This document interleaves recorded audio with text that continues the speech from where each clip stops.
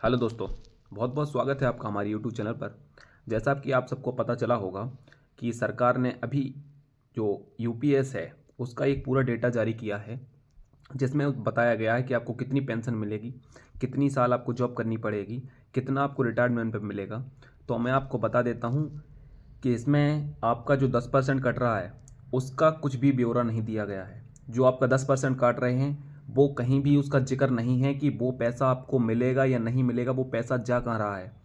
और आपको रिटायरमेंट पर आपके लास्ट के 12 महीने की औसत वेतन का 50% मिलेगा। और आपका जो एक लास्ट में रिटायरमेंट पर ग्रेजुएटी होती है, जो आपको एकजुट पैसा मिलता है लास्ट में, मैं आपको बता रहा हूँ, यदि आप 20-25 साल बाद रिटायर्ड हुए, ये आपको 6-7 लाख रुपए दे के रिटायर कर देंगे। तो ये बात मानिए, आपके वो 6-7 लाख रुपए भी उस टाइम पे 1 लाख के समान ही मानिए। आप उस टाइम पे अपने रिटायरमेंट के पैसे से एक गाड़ी भी नहीं खरीद पाएंगे। सरकार किस तरीके से एम्प्लॉय के साथ व्यवहार कर रही है कुछ समझ में नहीं आ रहा है। सब लोगों को इसके लिए आवाज़ उठानी पड़ेगी। जो कर्मचारियों अपना जीवन भर का योगदान दे रहे हैं उनको रिटायरमेंट पर कुछ भी नहीं मिलने वाला है। 2-4-5 लाख रुपए आपको रिटायरमेंट पर मिलेंगे।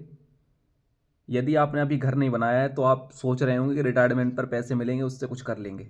आप रिटायरमेंट में एक गाड़ी नहीं खरीद पाएंगे। सरकार इस तरीके से कर रही है। और बताया गया है कि आप यदि 25 साल तक सर्विस करेंगे, 25 साल से ऊपर, तो आपको 50% पेंशन मिलेगी। यदि आप उससे नीचे करते हैं तो आपको 10,000 रुपये पेंशन मिलेगी। यदि आप 10 साल से कम सर्विस करते हैं तो आपको 10,000 रुपये पेंशन मिलेगी। ये आप समझिए कि एक व्यक्ति 10 साल से ज़्यादा सर्विस कर रहा है, तब उसको 10 साल से ज़्यादा सर्विस करने पर भी 10,000 पेंशन है। और यदि ये व्यक्ति 25 साल से ज़्यादा सर्विस कर रहा है तब भी उसको औसत वेतन का लास्ट के 1 साल के 50% पेंशन होगी। यदि कोई व्यक्ति 25 साल से ज़्यादा सर्विस कर रहा है तो उसका कोई भी पेंशन की बढ़ोतरी या कुछ भी उसके रिटायरमेंट पर एक्चुअलिटी में कुछ भी इंक्रीमेंट देखने को नहीं मिल रहा है। कोई व्यक्ति 25 साल तक सर्विस कर रहा है, अगर कम करेगा तो उसके लिए नियम है, यदि ज़्यादा कर रहा है तो कोई भी नियम नहीं है। आप समझिए किस तरीके से हमारा पैसा काट के आपका जो 10% कट रहा है, आप समझिए लास्ट में आपका रिटायरमेंट पर उसी 10% से आपको रिटायरमेंट पर पैसे मिल जाएंगे। और आपका जो 10% अभी तक जो कटेगा लास्ट की आपके रिटायरमेंट तक, उसी 10% से आपको पेंशन मिलती रहेगी। इतना पैसा आपका कट जाएगा।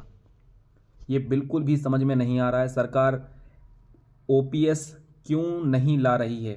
हम लोग को ओल्ड पेंशन के सिवा कुछ भी नहीं चाहिए। केंद्रीय कर्मचारी और जितने भी सरकारी कर्मचारी हैं उन सबको एकजुट होकर आंदोलन करना पड़ेगा, अन्यथा आपका बुढ़ापा बेहद खराब स्थिति में गुजरेगा। ये आप बात मान लीजिए मेरी।